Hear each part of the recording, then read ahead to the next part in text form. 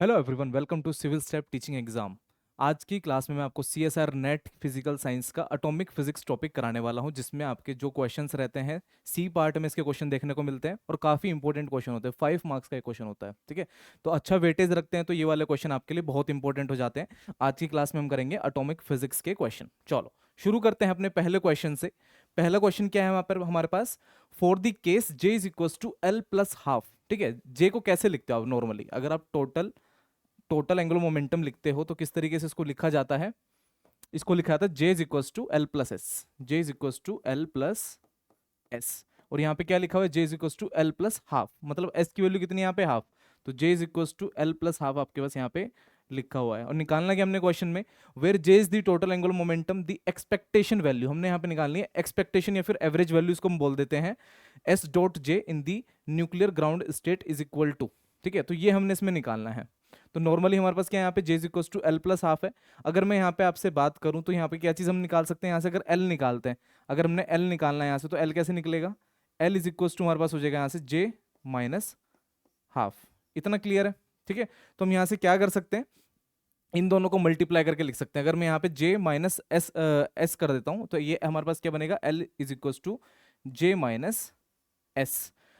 तो मेन हम क्या करेंगे? यहाँ पे जो एल हमारे पास ये आया, इस एल का हम यहाँ पे करेंगे डॉट प्रोडक्ट। अगर हम एल डॉट एल कर देते हैं, अगर एल डॉट एल हम यहाँ पे कर देते हैं तो क्या बनेगा हमारे पास यहाँ पे? ये बनेगा जे माइनस एस, साथ में डॉट जे माइनस एस, इस तरीके से आएगा, ठीक है। अगर मैं इसको सोल्व करके लिखूं, अब जे डॉट जे कितना बन जाएगा यहाँ से? ये बनेगा मोड ऑफ जे का स्क्वायर। वेक्टर साइन लगा लेते हैं इनके ऊपर। नेक्स्ट हमारे पास बनेगा यहाँ पे जे डॉट जेस minus of J dot S, फिर से minus of J dot S, और लास्ट में माइनस माइनस प्लस, तो minus plus of mode of S square, ठीक है। तो ये टर्म बन गई हमारे पास। अब अगर हम इसको फर्दर सोल्व करते हैं, क्या बनेगा? ये बनेगा mode of J square plus of S mode square minus of twice of J dot S. J dot S बोल सकते हो, फिर एस डॉट जे बोल सकते हो, दोनों चीज सेम है। देखो यहाँ पे एस डॉट जे लिखा हुआ है तो हम इसको एस डॉट जे ही लिख लेते हैं। इसको एस डॉट जे ही लिख लेते हैं। यहाँ पे क्या बनेगा हमारे पास? ये बनेगा एस डॉट जे, ठीक है। तो इतना टर्म हमें समझ में आ गया। और इधर हमारे पास क्या चल रहा है? Mode of L square. अब हम इसको अगर एस डॉट जे को यहाँ से निकालना चाहे तो किस तरीके से निकालेंगे? यहाँ पे सिंपली आ जाएगा हमारे पास S dot J is equal to, ये बनेगा हमारे पास एल, इसको इधर लेके आओगे तो हमारे पास बनेगा mode of J square plus mod of S square minus L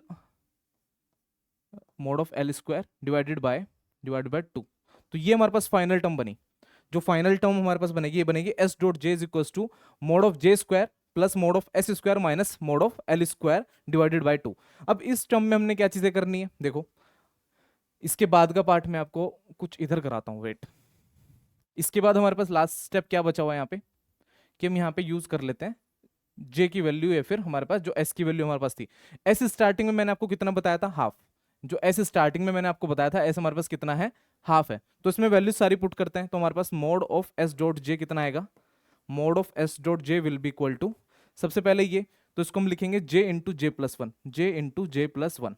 पहली टर्म हमारे पास आ गई, J into J plus one. Second, plus of S into S plus one, तो मतलब एस हमारे पास कितना है यहाँ पे? हाफ है।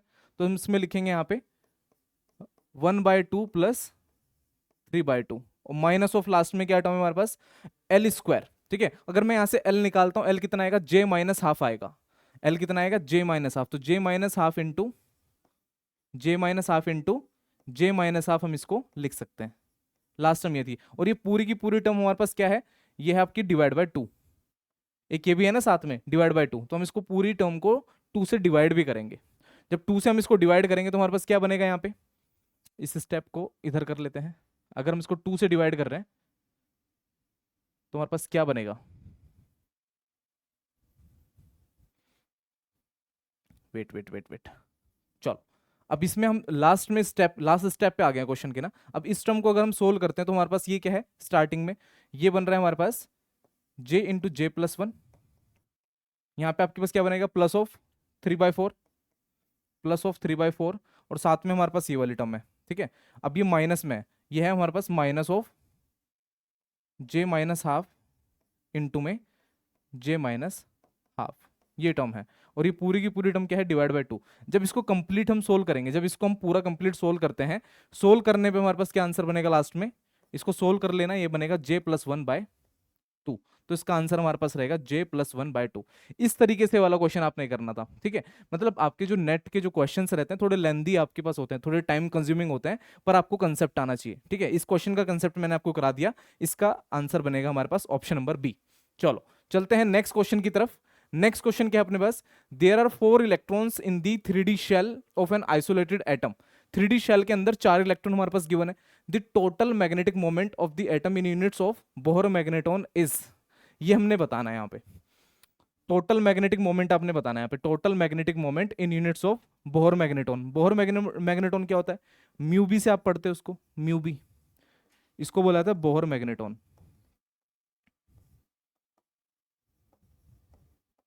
ठीक है। तो बोहर मैग्नेटॉन की बात हो गई। निकालना क्या हमने यहाँ पे, हमने निकालना टोटल मैग्नेटिक मोमेंट। अगर मैं टोटल मैग्नेटिक मोमेंट की बात करूं, टोटल मैग्नेटिक मोमेंट हमारे पास कैसे आता है,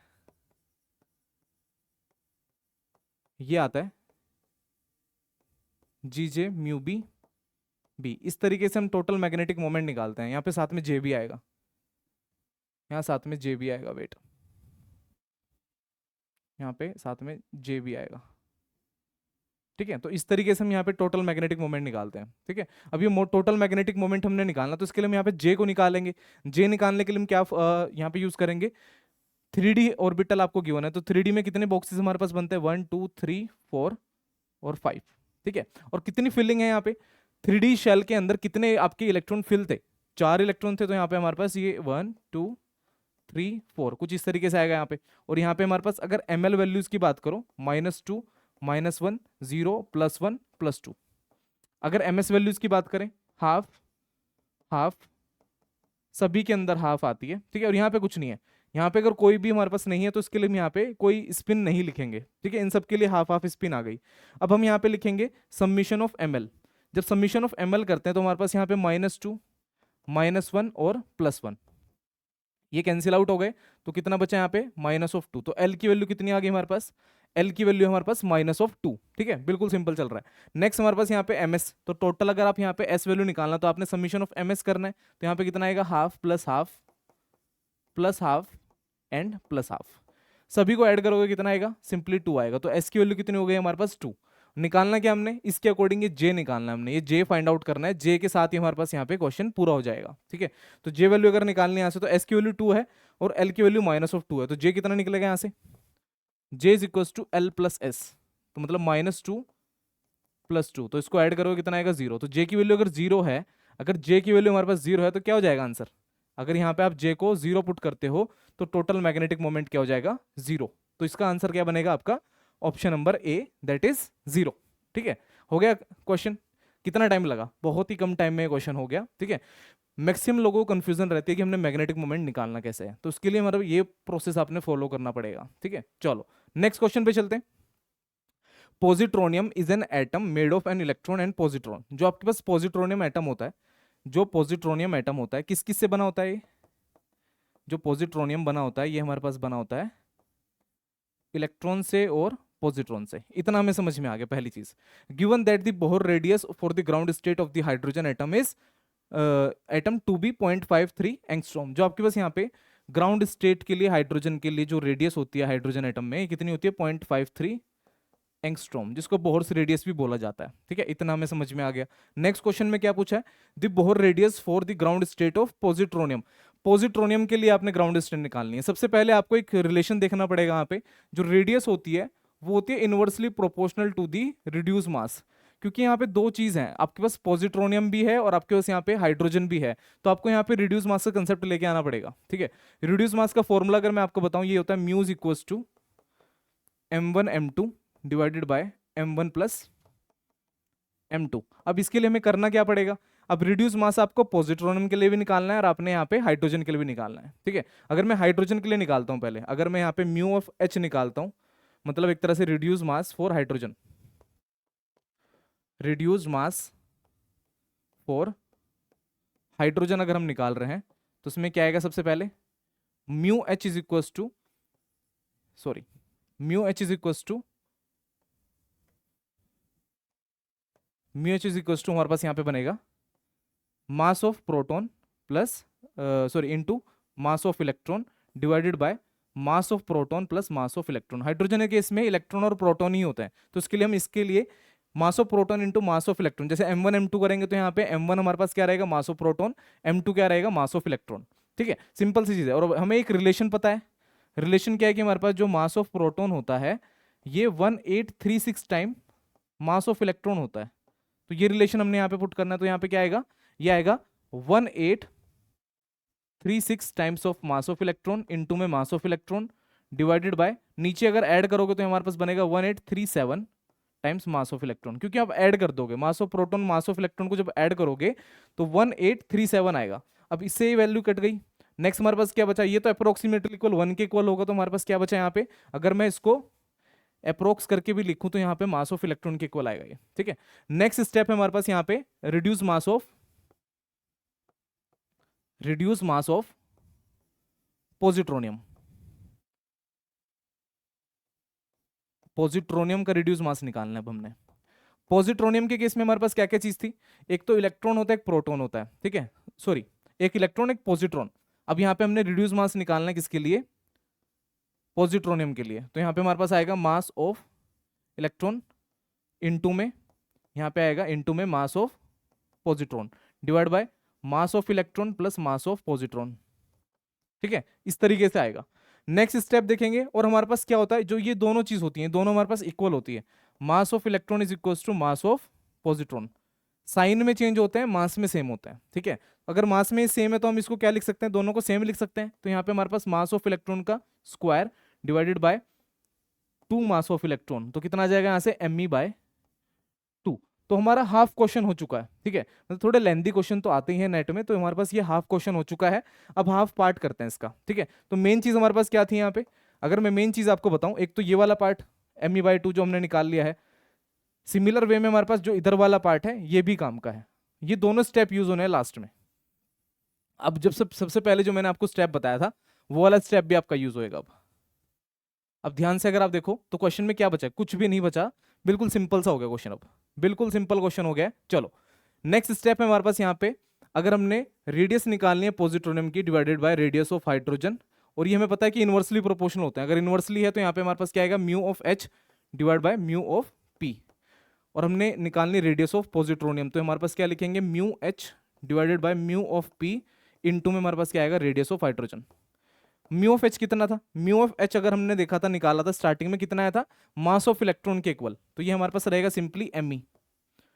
और म्यू ऑफ पॉजिट्रॉन कितना आया था, me/2, ये तो अभी निकाला हुआ हमने, ये रहा me/2। और इनटू में radius of hydrogen, radius of hydrogen कितनी की बना आपको यहाँ पे 0.53। अब ये वैल्यूज हमारे पास कैंसिल आउट, 2 ऊपर जाएगा तो हमारे पास क्या आएगा, 2 इंटू 0.53, तो कितना आ गया ये 1.06 एंगस्ट्रॉम। तो इसका आंसर क्या बनेगा आपका, ऑप्शन नंबर ए। देखने में आपको लग रहा होगा बिल्कुल सिंपल सा क्वेश्चन है, नहीं, थोड़ा सा आपको इसमें दिमाग लगाना पड़ेगा, सोल्व करना पड़ेगा। देखो इतना कैलकुलेशन पार्ट जो मैंने आपको कराया, इसमें से आपको कुछ चीजें बिल्कुल डायरेक्ट याद रखनी, जैसे रिड्यूस मास ऑफ प्रोटॉन है कितना होता है, इलेक्ट्रॉन के मास का हाफ। अगर हमने रिड्यूस मास निकालना है हाइड्रोजन का तो कितना होता है, ये होता है सिंपली मास ऑफ इलेक्ट्रॉन के इक्वल। तो ये दो चीज आपको यहाँ पे ध्यान रखनी पड़ेंगी अगर आपको क्वेश्चन थोड़ा जल्दी करना है। ठीक है, पूरा कंसेप्ट मैंने आपको बताया, सिर्फ आपको भी ये चीजें याद रखनी है। ठीक है, आप क्वेश्चन में क्या करोगे, सिर्फ इतना पार्ट करोगे लास्ट में। अगर आपको ये चीजें आती हैं तो सिर्फ आपको इतना पार्ट करने की जरूरत है, बाकी पार्ट आपने सोल्व नहीं करना है। ठीक है, तो इतना पार्ट आप याद रखोगे। ठीक है, तो तभी क्वेश्चन आपके जल्दी होंगे। चले अब नेक्स्ट क्वेश्चन पे चलते हैं। नेक्स्ट क्वेश्चन क्या है, using हर्न्स rule the total angular momentum quantum number J for the electronic ground state of the nitrogen atom। सबसे पहले तो आपको नाइट्रोजन एटम की इलेक्ट्रॉनिक कॉन्फ़िगरेशन पता होनी चाहिए। ये थोड़ा इजी क्वेश्चन है, अगर नेट के अकॉर्डिंग आप देख रहे हो तो थोड़ा इजी क्वेश्चन ये बनेगा। ठीक है, अब यहाँ पे हमारे पास देखो क्या रूल रहेगा, सबसे पहले आपको नाइट्रोजन लिखना पड़ेगा। यहाँ पे नाइट्रोजन का हमारे पास क्या आता है नाइट्रोजन के लिए 7 आता है, सॉरी, इसका एटॉमिक मास लिखते हैं मैंने, ये रहेगा इसके लिए एटॉमिक नंबर 7। अब यहाँ पे आएगी इसकी electronic configuration 1s2 2s2 then यहाँ पे 2p3। ठीक है, लास्ट में p ऑर्बिटल है तो हमारे पास यहाँ पे कितने बॉक्सेस, टोटल बनेंगे 3, यहाँ पे इलेक्ट्रॉन फिल कर दो, 3 इलेक्ट्रॉन फिल करें, यहाँ पे हमारे पास इसमें -1 0 +1, तो ये हमारे पास क्या हो गई ml वैल्यूज। सिमिलर वे में ms वैल्यूज अगर देखें यहाँ पे हाफ, हाफ एंड हाफ, ये इसकी ms वैल्यूज हो गई। नेक्स्ट स्टेप हमें क्या करना है, यहाँ पे देखो ध्यान से देखो, यहाँ पे हमारे पास बनेगा समीशन ऑफ ml। जब समीशन ऑफ ml निकालोगे तो -1 + 0 -1 +1, तो इनको सोल्व करोगे तो कितना आ जाएगा 0, तो l की वैल्यू हमारे पास कितनी बन गई यहाँ पे 0, तो l तो 0 आ गया। नेक्स्ट स्टेप है s, अगर मैं समीशन ऑफ ms यहाँ पे करता हूँ कितना आएगा, समीशन ऑफ ms आएगा हमारे पास 1/2 + 1/2 + 1/2, तीनों को ऐड करोगे कितना बनेगा, तीनों को ऐड करो कितना बनेगा 3/2, ठीक है। 3/2 अगर हमारे पास ये बन गया है तो हमारे पास s की वैल्यू कितनी आ गई 3/2, s हमारे पास 3/2 है, ठीक है। l हमारे पास 0 है तो j कितना बनेगा, अगर मैं j को निकालना चाहूँ j = क्या होता है l + s, तो ये बनेगा 0 + 3/2, तो कितना बन गया ये बन जाएगा हमारे पास सिंपली 3/2। और j की वैल्यू आपने यहाँ पे निकालनी थी, क्या बोला था यहाँ पे, total angular momentum quantum number j for the electronic ground state, ठीक है। तो कितना बनेगा यहाँ पे, ये बनेगा ऑप्शन नंबर बी 3/2। या तो क्वेश्चन में आपसे इतना पूछा जाएगा या फिर इसके बाद हमारे पास यहाँ पे इसकी टर्म भी पूछ सकते हैं। अगर टर्म पूछ ली तो हमारे पास यहाँ पे क्या करना है, अपने नेक्स्ट स्टेप मल्टीप्लिसिटी 2s + 1 निकालना सबसे पहले, तो 2 × 3/2 + 1, तो कितना आ जाएगा 4, तो ये तो होगा इसकी मल्टीप्लिसिटी, जिसको बोलते हैं मल्टीप्लिसिटी, मल्टीप्लिसिटी, ठीक है। और हम यहाँ पे लिखते कैसे हैं टर्म, 2s + 1 lj ऐसे लिखते हैं, और s हमारे पास 2s + 1 कितना निकला 4, और हमारे पास हमारे पास l की वैल्यू कितनी आएगी यहाँ पे, अगर मैं l की वैल्यू देखूं l हमारे पास 0 है, तो 0 के लिए हम l 0 अगर लिखते हैं तो क्या लिखते हैं इसके लिए s, तो अगर हम s लिख रहे हैं तो इस टर्म को किस तरह से लिखा जाएगा, इसको लिखेंगे 4s 3/2, बस इतना करना था। तो ये हमारे पास होगा इसकी स्पेक्ट्रोस्कोपिक टर्म, इसको बोलेंगे स्पेक्ट्रोस्कोपिक टर्म, ठीक है। ग्राउंड स्टेट टर्म है, वैसे भी है स्पेक्ट्रोस्कोपिक ग्राउंड स्टेट टर्म है ये, तो इस तरीके से इसको लिखा जाता है। तो अभी के लिए हमारे पास क्या बनेगा, इसका ऑप्शन नंबर बी बनेगा। चलो नेक्स्ट क्वेश्चन की तरफ चलते हैं। The geometric cross section of two colliding protons at large energy is very well estimated by the product of the effective size of each particle, this is closest to, ठीक है। थोड़ा different question लगेगा, ठीक है। आपने theory में आपने थोड़ा कम ही पढ़ा होगा इस तरह का कि ज्योमेट्रिक सेक्शन, आपका यहाँ पे ज्योमेट्रिक क्रॉस सेक्शन पूछ लिया या फिर उसका रिलेशन पूछ लिया, फिर किस ऑर्डर का रहेगा ये पूछ लिया, तो ये थोड़ा डिफरेंट क्वेश्चन है। अब इसमें अगर मैं आपको बताऊं, सबसे पहले तो हमारे पास कौन यहाँ पे कोलाइड कर रहा है, 2 प्रोटॉन कोलाइड कर रहे हैं, ठीक है। 2 प्रोटॉन है जो आपस में कोलाइड कर रहे हैं। अगर 2 प्रोटॉन कोलाइड कर रहे हैं, सबसे पहले तो हमें उनके ऑर्डर पता होने चाहिए। अगर मैं यहाँ पे ऑर्डर की बात करूं, जो एटॉमिक लेवल होता है, एटॉमिक लेवल पे रेडियस कितनी होती है, अगर मैं एटॉमिक लेवल की बात करता हूं तो एटॉमिक रेडियस हमारे पास कितनी होती है, किस रेंज की होती है, ये होती है हमारे पास 10⁻⁻10 मीटर, या फिर हम इसको बोल सकते हैं एंगस्ट्रॉम, ये एंगस्ट्रॉम के ऑर्डर की होती है। नेक्स्ट हमारे पास आता है न्यूक्लियर लेवल। न्यूक्लियर लेवल पे हम देखें, न्यूक्लियर लेवल पे हमारे पास प्रोटॉन आते हैं ना, तो 2 प्रोटॉन कोलाइड कर रहे हैं, तो हमारे पास ये आएगा 10⁻⁻15 मीटर, ठीक है, जिसको हम फर्मी या फिर फेम्टो में बोलते हैं, ठीक है। अब सिंपल सी बात है, यहाँ पे हमारे पास जो न्यूक्लियर ज्योमेट्रिक क्रॉस सेक्शन आएगा, जो यहाँ पे आपका ज्योमेट्रिक क्रॉस सेक्शन है, जियोमेट्रिक क्रॉस सेक्शन, जो ये प्रोटॉन आपके कोलाइड कर रहे हैं, तो इनकी जो रेडियस होगी उनके डायरेक्टली प्रोपोर्शनल होगा ये स्क्वायर के। जो ज्योमेट्रिक क्रॉस सेक्शन होता है वो डायरेक्टली प्रोपोर्शनल टू रेडियस का स्क्वायर, किसका, जो पार्टिकल कोलाइड कर रहे हैं। पार्टिकल कोलाइड कौन कर रहा है, प्रोटॉन कर रहे हैं। प्रोटॉन का हमारे पास अगर रेडियस की बात करो किस ऑर्डर की होगी, 10⁻⁻15, ठीक है। अगर मैं यहाँ पे बोलूँ आगे फर्दर क्या होगा, हमारे पास ये आएगा 10⁻⁻15 का स्क्वायर, और मैं अगर इक्वल करके ही लिखता हूँ उसको तो 10⁻30 बनेगा, 10⁻30 मीटर। अब हमने इसको कन्वर्ट करना है बान की फॉर्म में, क्योंकि सारे ऑप्शन आप देखो यहाँ पे बान की फॉर्म में, और 1 बान हमारे पास किसके इक्वल होता है, अगर 1 बान की मैं बात करता हूँ, न्यूक्लियर क्रॉस सेक्शन के लिए यूनिट होती है, सबसे छोटी यूनिट होती है न्यूक्लियर क्रॉस सेक्शन के लिए। अब यहाँ पे हमारे पास आएगा 10⁻28 मीटर स्क्वायर, ये होता है 1 बान, ठीक है। अब इसको सेम लिखना है हमने, तो यहाँ पे हमारे पास क्या आएगा, अच्छा मीटर स्क्वायर भी चलेगा साथ में, क्योंकि मीटर स्क्वायर रेडियस का स्क्वायर करा ना, यहाँ पे इसका स्क्वायर करा तो स्क्वायर आएगा, तो यहाँ पे -2 आ गया, ठीक है। और ये हमारे पास किसके इक्वल हो गया पूरा का पूरा, क्योंकि अगर मैं इसको अलग लिखूं ऐसे लिख सकता हूं मैं, और मुझे पता है इसकी वैल्यू कितनी होती है, 1 बान होती है, तो हम इसको क्या लिख देंगे 10⁻⁻2 बान, ठीक है। तो इस तरीके से लिख दिया। तो लास्ट स्टेप बचा अपने पास, ठीक है। लास्ट स्टेप सबको समझ में आ गया, हमारे पास आंसर क्या आने वाला है, ठीक है। सबको समझ में आ गया होगा आंसर क्या आने वाला है। 10⁻², बान है, तो हम इसको क्या लिखेंगे, हम इसको लिख सकते हैं, देखो क्या क्या ऑप्शन में है। सिंपल बान है, ये तो नहीं आएगा। नेक्स्ट है आपका मिली बान, देन माइक्रो, देन पिको, ठीक है। माइक्रो तक नहीं जा सकते क्योंकि हमारे पास इतनी वैल्यूज है ही नहीं। अगर मैं इसी को कन्वर्ट करना चाहूं तो मुझे पता है कि हमारे पास 1 metre is equal to 10⁻³ millimetre होता है। सॉरी, अपोजिट लिख दिया मैंने, हल्की सी मिस्टेक है। 1 mm हमारे पास इतना होता है। 1 mm हमारे पास किसके इक्वल होता है, 10⁻³ मीटर, ऐसे। तो हम इसको कन्वर्ट कर सकते हैं कि हमने एक 10 यहाँ पे यूटिलाइज करा, तो हम इसको लिख सकते हैं अप्रोक्सीमेटली 10 मिली बान। तो 10 MB हमारे पास इसका आंसर बनेगा। तो कौन सा ऑप्शन आ रहा है, ऑप्शन नंबर बी आ रहा है, 10 मिली बान। तो इसका बनेगा आपका ऑप्शन नंबर बी, ठीक है। चलो नेक्स्ट क्वेश्चन की तरफ चलते हैं। नेक्स्ट क्वेश्चन में क्या है, an atom with one outer electron having orbital angular momentum L is placed in a weak magnetic field, ठीक है। आपके पास एक आउटर इलेक्ट्रॉन है, मतलब मैं इसको मान लेता हूं कि हमारे पास यहाँ पे कंडीशन है 1s1, ऐसे है, मतलब ये वन आउटर इलेक्ट्रॉन है, वन आउटर इलेक्ट्रॉन, ये कंडीशन हमारे पास है, ठीक है। Having orbital momentum L is placed in a weak magnetic field, weak magnetic field में इसको रखा गया है। The number of energy level into which the higher total angular momentum state splits, ठीक है। जो आपके पास यहाँ पे हायर जे वैल्यू वाला एंगुलर मोमेंटम है, उसमें कितनी स्टेट स्प्लिट होगी, कितने आपके पास लेवल में वो स्प्लिट होगा। सबसे पहले तो मैं आपको बता दूं कि वीक फील्ड के अंदर हमारे पास कितनी स्प्लिटिंग होती है। इसको हम गवर्न करते हैं आपके पास 2J+1 से। 2J+1 स्टेट हमारे पास टोटल आती है, ठीक है। देखने को अगर आपको दिखाई देगा तो आप डायरेक्ट क्या आंसर करोगे इसका, ऑप्शन नंबर बी। पर ऑप्शन नंबर में आपको स्टार्टिंग में बताता हूँ ये गलत है, ठीक है। अगर मैं देख के ही बताऊं, मतलब मैक्सिमम लोग क्या करेंगे, 12+1 2J+1 जैसा लग रहा है, इसको मार्क कर देते हैं, आंसर हमारे पास करेक्ट हो जाएगा, नहीं, ठीक है, ये गलत है। अब नेक्स्ट हमारे पास स्टेप क्या रहेगा इसमें, नेक्स्ट स्टेप रहेगा सबसे पहले तो इसके लिए, अगर मैं यहाँ पे सिंगल इलेक्ट्रॉन ले रहा हूँ तो स्पिन कितनी हो जाएगी इसकी, हाफ, या तो प्लस हाफ या फिर माइनस हाफ। तो यहाँ पे हमारे पास जो जे की वैल्यू आएगी हमारे पास कितनी लिखेंगे यहाँ पे, या तो L-हाफ लिखेंगे या फिर हम लिखेंगे L+हाफ, ठीक है। और हायर जे वैल्यू कौन सी है, ये हायर जे वैल्यू है। तो इसके अबाउट हमने चीजें सोल्व करनी है, इसको बोलेंगे हायर जे वैल्यू, ये है हायर जे वैल्यू। अब हमने क्या करना है कि हमें पता है वीक फील्ड के अंदर 2J+1 स्टेट में हमारे पास यहाँ पे डिवाइड होते हैं लेवल।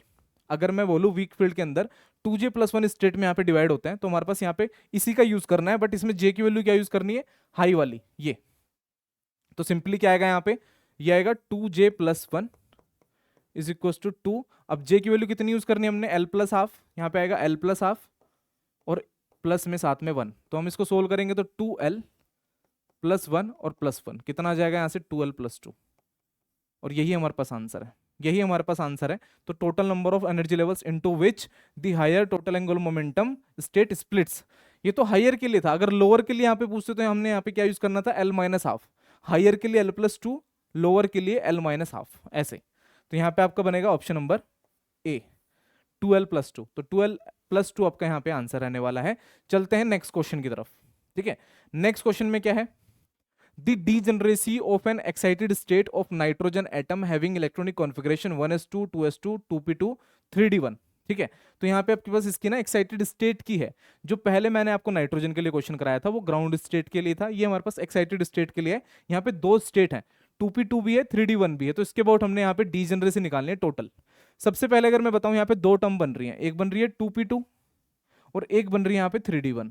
अब इसके अबाउट अगर मैं चीजें लिखना चाहूँ तो यहाँ पे L1 कितना आ जाएगा, अगर मैं इसको L1 की तरह ट्रीट करूँ तो यहाँ पे L1 आएगा 1, यहाँ पे L2 आएगा कितना, 2। L2 कैसे लिख रहा हूँ, जो d ऑर्बिटल है, यहाँ पे d ऑर्बिटल है तो उसके लिए L की वैल्यू कितनी होती है, 2 होती है, और आपके पास p के लिए कितनी होती है, 1 होती है, ठीक है। तो L1 is equal to 1, L2 is equal to 2, इतना हमारा काम हो गया यहाँ पे। नेक्स्ट यहाँ पे कितने इलेक्ट्रॉन्स हैं, यहाँ पे n इज इक्वल टू कितने, 2 हैं, और यहाँ पे n इज इक्वल टू कितना है आपका, 1 है।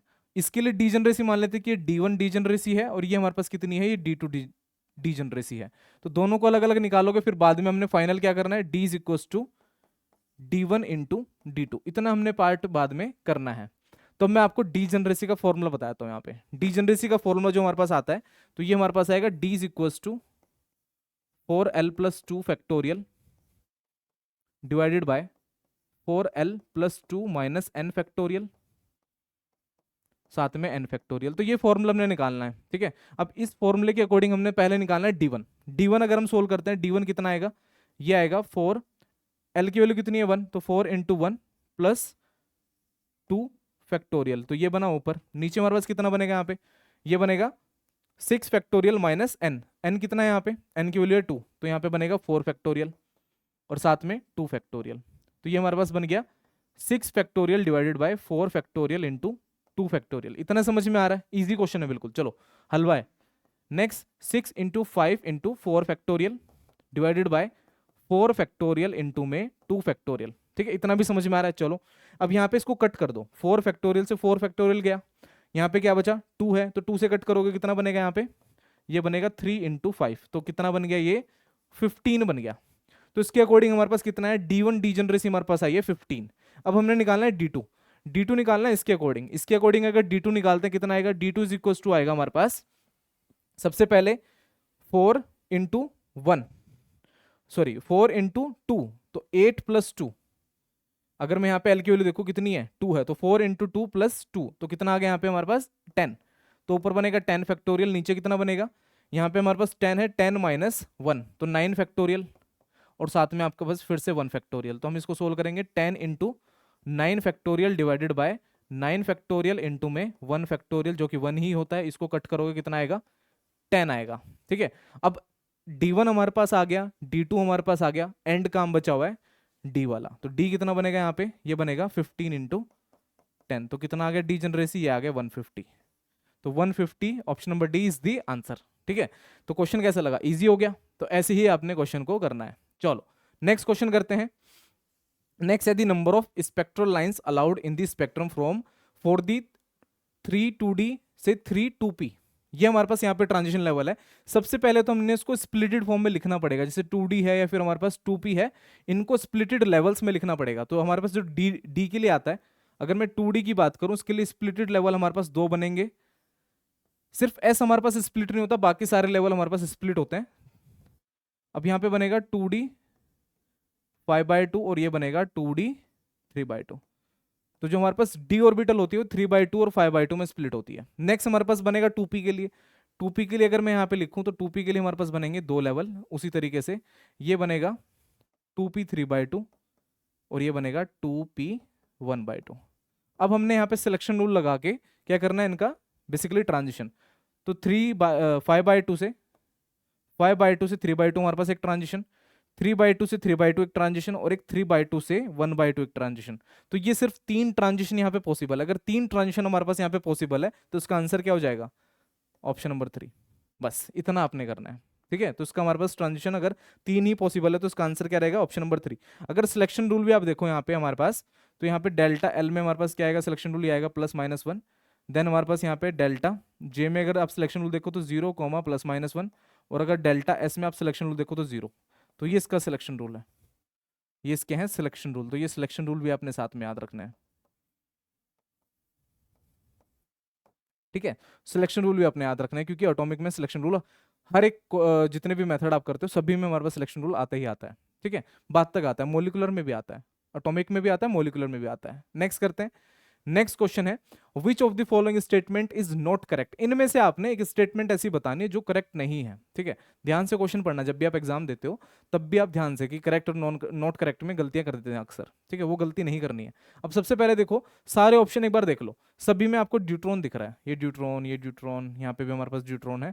तो मतलब ये सारी की सारी इन्फॉर्मेशन किसके लिए ले रहे हैं, ड्यूट्रॉन के लिए ले रहे हैं। सबसे पहले अगर हम पॉइंट देखें, deuteron can be disintegrated by irradiating it with gamma rays. अगर हम ड्यूट्रॉन के ऊपर गामा रेज डालते हैं, ठीक है, वो भी कितनी आपके पास एनर्जी की, 4 मेगा इलेक्ट्रॉन वोल्ट की, क्या हमारे पास ये डिसइंटीग्रेट हो जाएगा, हाँ जी हो जाएगा, क्योंकि इसकी बाइंडिंग एनर्जी, अगर ड्यूट्रॉन की बाइंडिंग एनर्जी की मैं बात करूं, ड्यूट्रॉन की बाइंडिंग एनर्जी हमारे पास कितनी होती है, ये होती है 2.23 मेगा इलेक्ट्रॉन वोल्ट, और इसके ऊपर एनर्जी कितनी डाल रहे हैं हम, 4 मेगा इलेक्ट्रॉन वोल्ट, इससे ज्यादा है ना, तो इसलिए हमारे पास ये डिसइंटीग्रेट कर जाएगा, ठीक है। तो पहला ऑप्शन तो आपका गलत नहीं है, तो ये हमारे पास इस क्वेश्चन के अकॉर्डिंग गलत हो जाएगा क्योंकि नॉट करेक्ट पूछा है, ये तो करेक्ट है, पहली स्टेटमेंट आपकी करेक्ट है। सेकंड पे चलते हैं, a deuteron has no excited state. ऐसा नहीं है, ड्यूट्रॉन के पास हमारे पास वेट ड्यूट्रॉन हैज नो, हाँ जी ठीक है, ये हमारे पास, इसमें हमारे पास ड्यूट्रॉन की कोई भी एक्साइटेड स्टेट नहीं होती है, तो हमारे पास ये भी स्टेटमेंट वैसे सही है बट क्वेश्चन के अकॉर्डिंग गलत हो जाती है, ठीक है। नेक्स्ट है deuteron has no electric quadrupole moment, ये गलत है। क्वाड्रपोल मोमेंट हमारे पास ड्यूट्रॉन के पास होता है, और कैसा होता है? पॉजिटिव क्वाड्रपोल मोमेंट होता है, पॉजिटिव क्वाड्रपोल मोमेंट। और कौन सी हमारे पास इसमें शेप आती है? आती है प्रोलेट, प्रोलेट शेप का होता है ये, ठीक है। जैसे ओबलेट प्रोलेट दो पढ़ते हो ना, तो उसका एक पॉजिटिव क्वाड्रपोल मोमेंट होता है, एग्जिस्ट करता है, ठीक है। इन्होंने क्या बोला? नहीं एग्जिस्ट करता, तो ये हमारे पास इस क्वेश्चन के अकॉर्डिंग सही आंसर है। लास्ट ऑप्शन भी पढ़ लेते हैं, दी 1s zero state of deuteron can not be formed. हाँ जी, ये भी सही बात है, क्योंकि हमारे पास इसकी ट्रिपलेट स्टेट आती है, ये तो सिंगलेट है ना। अगर इसको आप देखो यहाँ पे सिंगलेट स्टेट है, हाँ सिंगलेट स्टेट इसकी फॉर्म होती ही नहीं है, सिंगलेट नहीं आती है। कौन सी स्टेट आती है? ट्रिपलेट आती है, ट्रिपलेट आती है। तो इसलिए मतलब ये भी क्वेश्चन के अकॉर्डिंग गलत है। तो ये मतलब वैसे तो हमारे पास इसकी ट्रिपलेट स्टेट आती है, अगर यहाँ पे ट्रिपलेट लिखा होता, अगर यहाँ पे 3s0 लिखा हो तो फिर ये सही था, मतलब ये फिर गलत हो जाता, सॉरी, ठीक है। तो अभी के लिए हमारे पास इसमें बनेगा सिर्फ option number C, option number C is the correct option. चलो नेक्स्ट क्वेश्चन है हमारे पास यहाँ पे, the electronic ground state energy of the hydrogen atom is minus of 13.6 electron volt. सभी को पता है चीज, जो हमारे पास ग्राउंड स्टेट एनर्जी होती है E1 इज इक्वल टू कितनी होती है? Minus of 13.6 electron volt. और पूछा क्या गया है? The highest possible electronic energy eigen state has an energy equal to, जो हाईएस्ट पॉसिबल हमारे पास एनर्जी स्टेट होती है उसकी एनर्जी पूछी है, ठीक है। अब हमारे पास अगर मैं यहाँ पे बोलूँ आपको, तो यहाँ पे En is inversely proportional to this. जैसे जैसे आप n की वैल्यू बढ़ाओगे, जैसे जैसे आपका n इंक्रीज करेगा, तो En हमारे पास क्या करेगा? डिक्रीज करेगा ना। और लास्ट में एनर्जी कितनी आ जाएगी हमारे पास? ये आएगी, अगर हमारे पास n is equal to infinity पर लेके जा रहे हो तो एनर्जी कितनी हो जाएगी? जीरो, एनर्जी आएगी जीरो। तो इसका बनेगा आपका ऑप्शन नंबर ए। ये भी इजी क्वेश्चन की कैटेगरी में है। ऐसे क्वेश्चन नॉर्मली नहीं पूछे जाते, बट कुछ चांसेस होते हैं कि ऐसे क्वेश्चन आपसे पूछ लें, ठीक है। कुछ चांसेस, मिनिमल चांसेस है, बट क्वेश्चन आ सकता है क्योंकि मास्टर्स लेवल का, ठीक है, क्वेश्चन इसमें से भी आपका आ सकता है। और नेक्स्ट क्वेश्चन है अपना यहाँ पे, ये आपका होमवर्क क्वेश्चन है, ठीक है। ये आपने खुद करना है और इसका मुझे कमेंट करके आपने आंसर बताना है कि इसमें आंसर हमारे पास क्या आने वाला है। तो ये आपका है होमवर्क क्वेश्चन, ठीक है। तो ऐसी अच्छे अच्छे टॉपिक मैं आपको कराता रहूंगा, उसके क्वेश्चंस आपको कराता रहूंगा, प्रैक्टिस करनी है साथ में, ठीक है, अच्छे से पढ़ना है, ठीक है। चलो मिलते हैं नेक्स्ट क्लास में, तब तक के लिए bye, thank you so much. इस क्लास की अगर आपको पीडीएफ चाहिए तो teaching civil step civil step पे आपको मिल जाएगी, तो आप टेलीग्राम चैनल को भी ज्वाइन कर लें, ठीक है। वीडियो को लाइक करें, चैनल को सब्सक्राइब करें और ज़्यादा से ज़्यादा शेयर करें, ठीक है। थैंक यू सो मच, मिलते हैं नेक्स्ट वीडियो में, तब तक के लिए बाय।